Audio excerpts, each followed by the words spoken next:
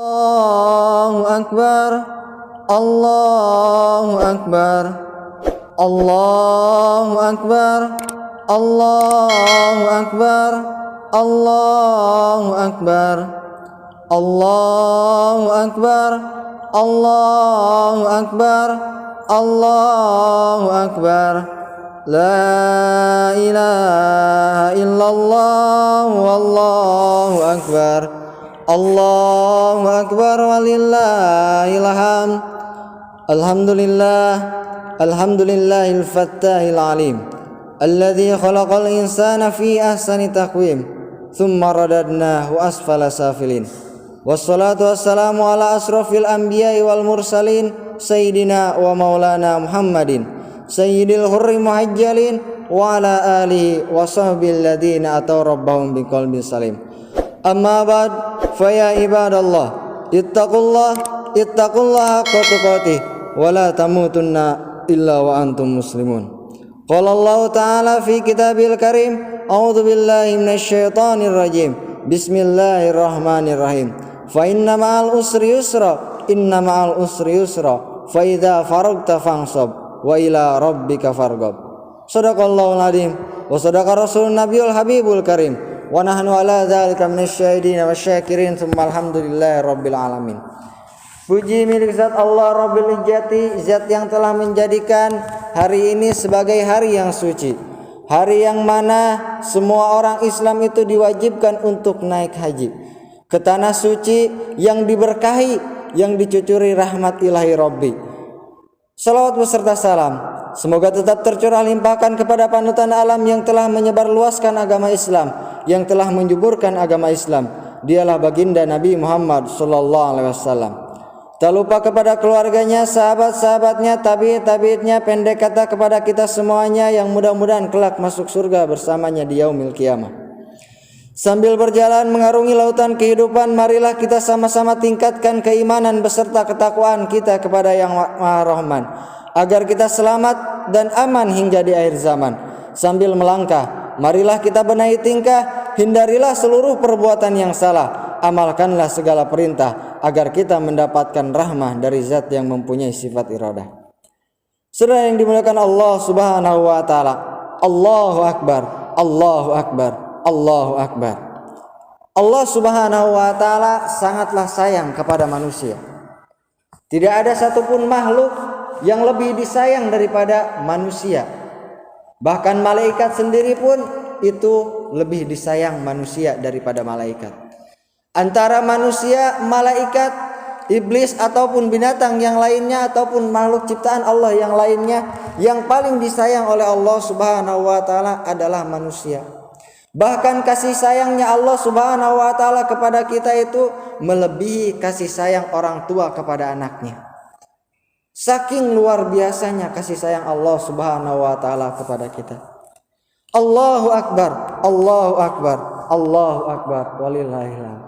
Lalu kenapa di dalam realita kehidupan kita katanya Allah itu sayang kepada kita, tetapi kita itu selalu merasa kesulitan menghadapi ujian yang dihadapi oleh kita, baik itu ujian kehidupan, beban yang dipikul dalam hidup kita, selalu kita rasa bahwa beban itu sangat berat. Kita tidak sanggup untuk memikul beban tersebut.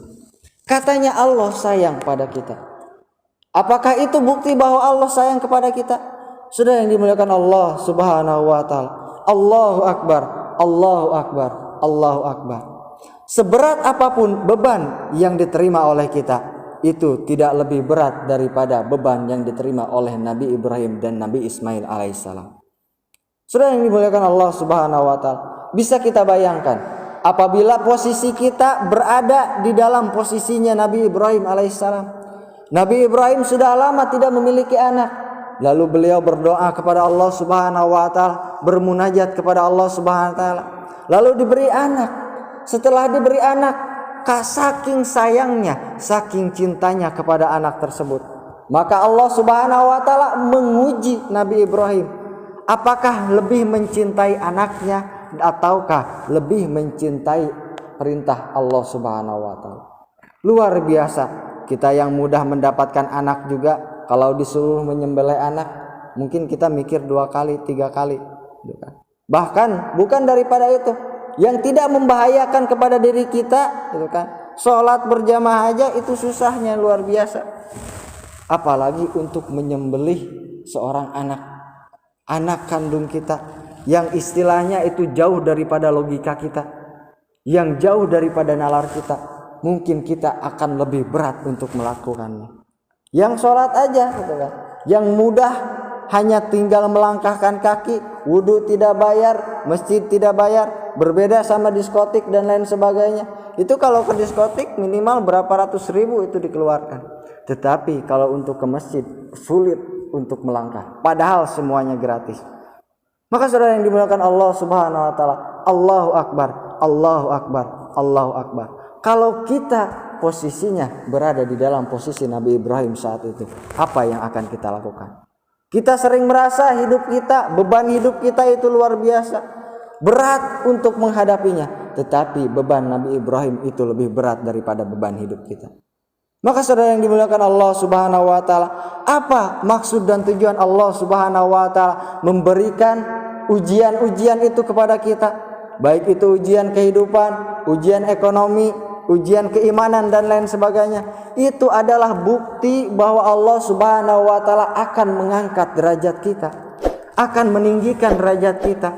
Kita lihat contohnya seperti Nabi Ibrahim tersebut.